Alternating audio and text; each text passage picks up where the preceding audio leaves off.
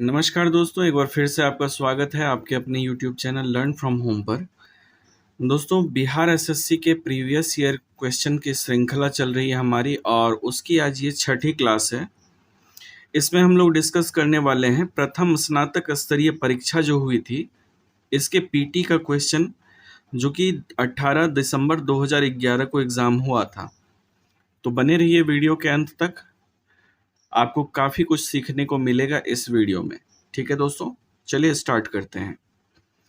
तो पहला प्रश्न है दोस्तों, दुनिया का नवीनतम देश कौन सा है? तो दुनिया का जो नवीनतम देश है यह दक्षिणी सूडान गणतंत्र है, दुनिया का नवीनतम देश। ठीक है।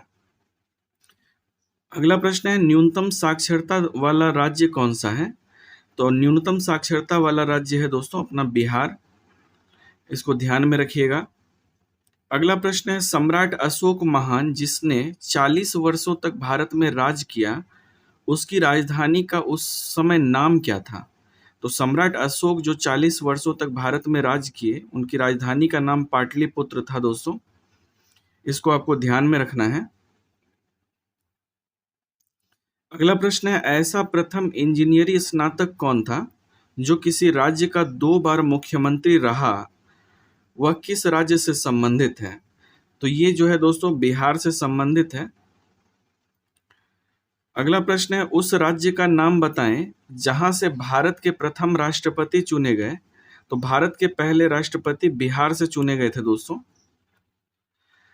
अगला प्रश्न है, सिखों के 10वें गुरु गुरु गोविंद सिंह जी का जन्म कहाँ हुआ था?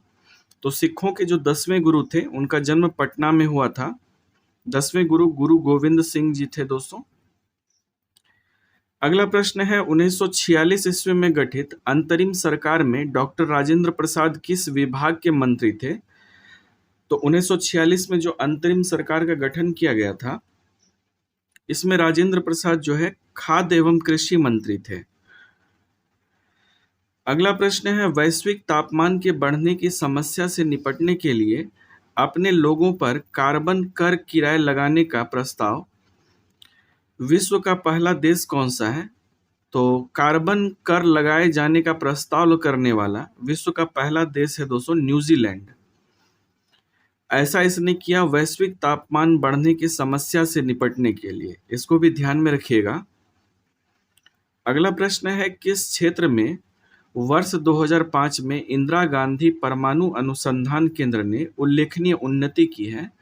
तो 2005 में इंदिरा गांधी परमाणु अनुसंधान केंद्र ने फास्ट ब्रीड टेस्ट रिएक्टर के यूरेनियम प्लूटोनियम मिश्रित कार्बाइड ईंधन का पुनर्संसाधनीकरण में जो है उल्लेखनीय उन्नति की है। ठीक है दोस्तों, ये क्षेत्र है और इसको आपको ध्यान में रखना है। 2005 में इस क्षेत्र में इन्होंने उन्नति की है। अगला प्रश्न है, इच्छा मृत्यु को कानूनी रूप देने वाला पहला देश कौन सा है? तो इच्छा मृत्यु को कानूनी रूप नीदरलैंड ने दिया है, यह पहला ऐसा देश है। अगला प्रश्न है, कौन सा आयोग सर्वप्रथम भारत के संविधान की किसी धारा के अंतर्गत किसी निश्चित प्रावधान के अनुपालन में स्थापित किया गया था? तो ये था दोस्तों चुनाव आयोग, जो कि भारत के संविधान की किसी धारा के अंतर्गत निश्चित प्रावधान के अनुपालन में स्थापित किया गया था। ठीक है। अगला प्रश्न है, विश्व आर्थिक फोरम की वार्षिक बैठक का स्थल दावोस कहाँ पर है? तो दावोस जो है दोस्तों यह स्विट्जरलैंड में पड़ता है। ठीक है। अगला प्रश्न है, ओलंपिक खेलों में किस खेल के लिए वाल बारकर कप प्रदान किया जाता है? तो ये जो वाल बारकर कप है ये मुक्केबाजी में प्रदान किया जाता है। ठीक है दोस्तों। अगला प्रश्न है, प्राचीन नगर तक्षशिला किनके बीच में स्थित है? तो प्राचीन नगर तक्षशिला जो है यह सिंधु और झेलम नदी के बीच में स्थित है।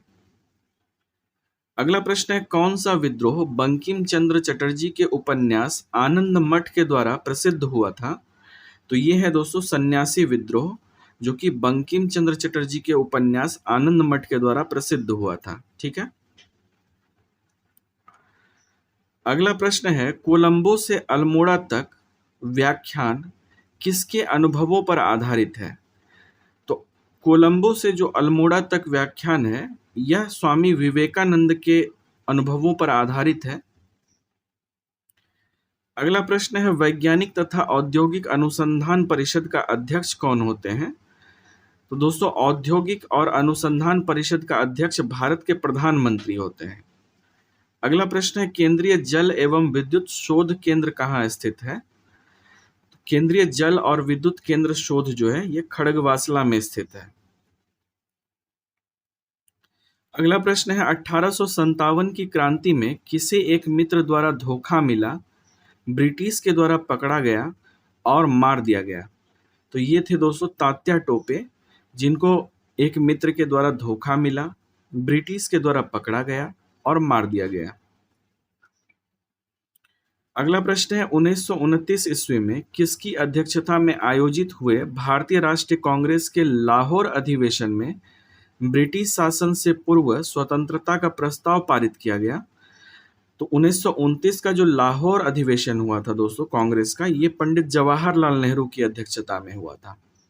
ठीक है, और इसमें ब्रिटिश शासन से पहले ही स्वतंत्रता का प्रस्ताव पारित कर दिया गया था। अगला प्रश्न है दोस्तों, राज्य नीति का कौन सा एक दिशा निर्देशक सिद्धांत महात्मा गांधी के दर्शन से जुड़ा हुआ है? तो राजनीति का जो ग्राम पंचायत की स्थापना का प्रावधान है, यह महात्मा गांधी के दर्शन से जुड़ा हुआ है। अगला प्रश्न है, हड़प्पा सभ्यता किससे संबंधित है? तो हड़प्पा सभ्यता जो है दोस्तों ये कांस्य युग की सभ्यता है, इसको आपको ध्यान में रखना है। अगला प्रश्न है, भारत तथा चीन के बीच सीमा बनाने वाली रेखा कौन सी है? तो भारत और चीन के बीच सीमा मैकमोहन रेखा बनाती है। अगला प्रश्न है, किन देशों के समूह से भूमध्य रेखा गुजरती है? तो दोस्तों भूमध्य रेखा जो गुजरती है यह कोलंबो, केन्या तथा इंडोनेशिया से होकर गुजरती है। अगला प्रश्न है, चीनी तीर्थयात्री हुएनसांग ने भारत का भ्रमण किसके शासनकाल में किया था? तो हुएनसांग ने भारत का भ्रमण हर्षवर्धन के शासनकाल में किया था दोस्तों। अगला प्रश्न है, पूर्ण क्रांति का आह्वान किसके द्वारा किया गया था? तो पूर्ण क्रांति का आह्वान जयप्रकाश नारायण के द्वारा किया गया था, इसको आप ध्यान में रखिएगा। अगला प्रश्न है दोस्तों, विंग्स ऑफ फायर के लेखक कौन है? तो Wings of Fire APJ Abdul Kalam के द्वारा लिखी गई है, इसको भी ध्यान में रखिएगा। अगला प्रश्न है, भाखड़ा नंगल बांध कहाँ स्थित है? तो भाखड़ा नंगल बांध जो है दोस्तों ये सतलज नदी के तट पर स्थित है। अगला प्रश्न है, कल्हन द्वारा रचित राजतरंगिणी क्या है? तो ये जो है कश्मीर का इतिहास है राजतरंगिणी। राजा राम मोहन राय किसके संस्थापक थे? तो राजा राम मोहन जो थे दोस्तों ये ब्रह्म समाज के संस्थापक थे। मैगिनोट रेखा किन देशों के मध्य स्थित है? तो मैगिनोट रेखा जो है दोस्तों ये फ्रांस और जर्मनी के मध्य स्थित है। अगला प्रश्न है, सतलज नदी का उद्गम स्थान कहाँ है? तो सतलज नदी का उद्गम स्थान चीन में है। अगला प्रश्न है, भारतीय संविधान सभा ने भारतीय राष्ट्रीय ध्वज की रूपरेखा को कब अंगीकार किया था? तो भारतीय संविधान ने भारतीय राष्ट्रीय ध्वज की रूपरेखा को 22 जुलाई 1947 को अंगीकार किया था। अगला प्रश्न है, भारतीय राष्ट्रगान पहली बार कब गाया गया था? तो दोस्तों भारतीय राष्ट्रगान जो है सबसे पहले गाया गया था 1911 ईस्वी में। अगला प्रश्न है, भारत में श्वेत क्रांति के जनक कौन माने जाते हैं? तो श्वेत क्रांति के जनक माने जाते हैं डॉक्टर वर्गीज कुरियन। अगला प्रश्न है, भारत का राष्ट्रीय फल कौन सा है? तो दोस्तों भारत का राष्ट्रीय फल होता है आम, इसको ध्यान में रखिएगा। अगला प्रश्न है, भारत में हरित क्रांति का जनक किसे माना जाता है? तो भारत में जो है हरित क्रांति का जनक MS स्वामीनाथन को माना जाता है। ठीक है। अगला प्रश्न है, राष्ट्रीय स्मार्ट गवर्नमेंट संस्थान कहाँ स्थित है? तो दोस्तों राष्ट्रीय स्मार्ट गवर्नमेंट संस्थान जो है ये हैदराबाद में स्थित है। अगला प्रश्न है, वह भारतीय टेनिस खिलाड़ी कौन है जो कि फिल्म निर्माण के लिए हॉलीवुड से जुड़े हैं? तो ये हैं दोस्तों अशोक अमृतराज। ये एक टेनिस खिलाड़ी हैं जो कि फिल्म निर्माण के लिए हॉलीवुड से जुड़े हुए हैं। अगला प्रश्न है, लव शब्द किस खेल से संबंधित है? तो लव जो है दोस्तों ये टेनिस से संबंधित है। अगला प्रश्न है, वृंदावन गार्डन कहाँ स्थित है? तो वृंदावन गार्डन जो है दोस्तों यह मैसूर में है। वृंदावन गार्डन जो है मैसूर में स्थित है। अगला प्रश्न है, उस राज्य का नाम बताना है जहां से अधिकतम संख्या में केंद्रीय रेलवे मंत्री रहे हैं। तो ये बिहार है, जहां से सबसे अधिक रेलवे मंत्री बने हैं।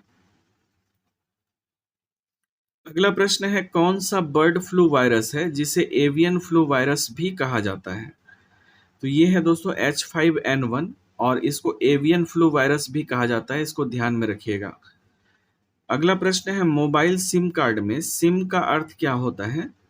तो मोबाइल सिम कार्ड में दोस्तों सिम का अर्थ होता है सब्सक्राइबर आइडेंटिटी मॉड्यूल। ठीक है।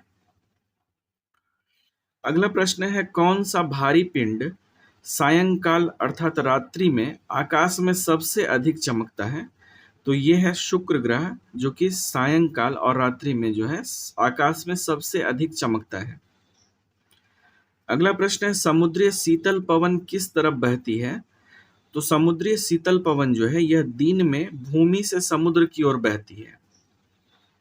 अगला प्रश्न है, यदि एक पेंडुलम से दोलन करने वाली घड़ी को पृथ्वी से लेकर के चंद्रमा पे चले जाए तो घड़ी का क्या होगा? तो अगर पेंडुलम वाली घड़ी को पृथ्वी से चंद्रमा पर ले जाएंगे दोस्तों तो ये सुस्त हो जाएगी। ठीक है, ये सुस्त पड़ जाएगी। अगला प्रश्न है, एक्स किरणों का उपयोग क्रिस्टल संरचना के अध्ययन के लिए किया जाता है, ऐसा क्यों? तो एक्स किरणों का अध्ययन हम लोग क्रिस्टल की संरचना के लिए करते हैं। इसका कारण है कि एक्स किरणों की तरंग दैर्घ्य तथा क्रिस्टल के अंतर परमाणु की दूरी की परिमाण की कोटि जो है दोस्तों ये समान होती है। अगला प्रश्न है, प्रकाश संश्लेषण का अंतिम उत्पाद क्या है? तो प्रकाश संश्लेषण का अंतिम उत्पाद होता है दोस्तों कार्बोहाइड्रेट, इसको ध्यान में रखिएगा। अगला प्रश्न है, जब प्रकाश की तरंगें वायु से कांच में होकर गुजरती है तब कौन से परिवर्त प्रभावित होंगे? अगर प्रकाश की तरंग वायु से कांच में होकर गुजरती है तब तरंग दैर्घ्य, आवृत्ति और वेग ये तीनों प्रभावित होते हैं। ठीक है। अगला प्रश्न है, मनुष्य के नेत्र में रेटिना पर कैसा प्रतिबिंब बनता है? तो मनुष्य के नेत्र में रेटिना पर वास्तविक एवं उल्टा प्रतिबिंब बनता है, इसको ध्यान में रखिएगा। अगला प्रश्न है, सीमेंट के ग्राइंडिंग प्रक्रम के अंतर्गत क्लिकर चूर्ण में जिप्सम मिलाने का क्या उद्देश्य होता है? तो सीमेंट बनाने के क्रम में दोस्तों क्लिकर चूर्ण में जिप्सम मिलाने की का जो मूल कारण है यह है सेंटिंग की दर को त्वरित करना। अगला प्रश्न है, प्राकृतिक गैस का मुख्य अवयव यानी मुख्य घटक क्या है? तो ये होता है दोस्तों प्राकृतिक गैस का मुख्य घटक मीथेन। अगला प्रश्न है, पौधों में क्लोरोफिल बनाने के लिए कौन सा तत्व सहायक होता है? तो पौधों में जो है क्लोरोफिल बनाने के लिए यह मैग्नीशियम तत्व जो है यह सहायक होता है। अगला प्रश्न है, वह तापमान जिस पर सेंटीग्रेड तथा फ़ारेनहाइट थर्मोमीटर की रीडिंग एक समान होती है क्या है? तो वह तापमान है दोस्तों 40 डिग्री सेल्सियस, -40 डिग्री होता है। इसमें जो है फ़ारेनहाइट और सेंटीग्रेड दोनों तापमान समान हो जाता है। अगला प्रश्न है, कौन सा पदार्थ नाभिकीय रिएक्टर में मंदक का काम करता है? तो ये है दोस्तों भारी जल, ये मंदक के रूप में प्रयोग किया जाता है नाभिकीय रिएक्टर में। अगला प्रश्न है, एस्बेस्टस के कारण होने वाला प्रमुख रोग कौन सा है? एम्फेसेमा रोग होता है दोस्तों, एम्फेसेमा नामक बीमारी हो जाती है एस्बेस्टस के कारण। अगला प्रश्न है, इंसुलिन जो है किससे उत्पादित होता है? तो इंसुलिन जो है दोस्तों पैनक्रियाज से उत्पादित होता है अग्न्याशय में, इसको ध्यान में रखिएगा। अगला प्रश्न है, मनुष्य के शरीर में प्रमुख पैरों की हड्डी कौन सी है? तो फिबुला और टिबिया जो है दोस्तों यह पैरों की हड्डियां हैं, इनका नाम ध्यान में रखिएगा आप। अगला प्रश्न है दोस्तों, विटामिन ए की कमी से होने वाला रोग कौन सा है? तो ये नाइट ब्लाइंडनेस हो जाता है, अर्थात रतौंधी हो जाता है विटामिन ए की कमी से। अगला प्रश्न है वायु का वेग किससे संबंधित है? तो वायु का वेग जो है दोस्तों ये दाब प्रवणता से संबंधित होता है। अगला प्रश्न है मानव शरीर में रक्तचाप किससे नियंत्रित होता है? तो मानव के शरीर में रक्तचाप नियंत्रित होता है अधिवृक्क ग्रंथि से। अगला प्रश्न है कंप्यूटर में वायरस किससे संबंधित है? तो कंप्यूटर में जो वायरस का संबंध होता है दोस्तों ये प्रोग्राम से संबंधित होता है।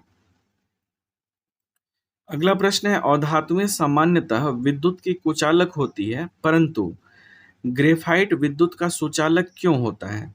तो ग्रेफाइट जो है दोस्तों इसमें शिथिलतः बद्ध इलेक्ट्रॉन होते हैं, इसके कारण जो है यह सुचालक होता है। शिथिलता बद्ध इलेक्ट्रॉन के कारण जो है ग्रेफाइट विद्युत का सुचालक होता है। अगला प्रश्न है वातावरण में सर्वाधिक प्रचुर गैस कौन होता है? तो ये होता है दोस्तों नाइट्रोजन। तो ठीक है दोस्तों, ये थी हमारी अभी की आज की क्लास, और मिलता हूँ बहुत जल्द आपसे अगली क्लास में। तब तक के लिए अपना ख्याल रखें, अपनों का ख्याल रखें। हाँ, इसके पीडीएफ के लिए दोस्तों आप जो डिस्क्रिप्शन में दिए गए लिंक से आप टेलीग्राम चैनल को ज्वाइन कर सकते हैं, वहाँ आपको इसका पीडीएफ मिल जाएगा। ठीक है।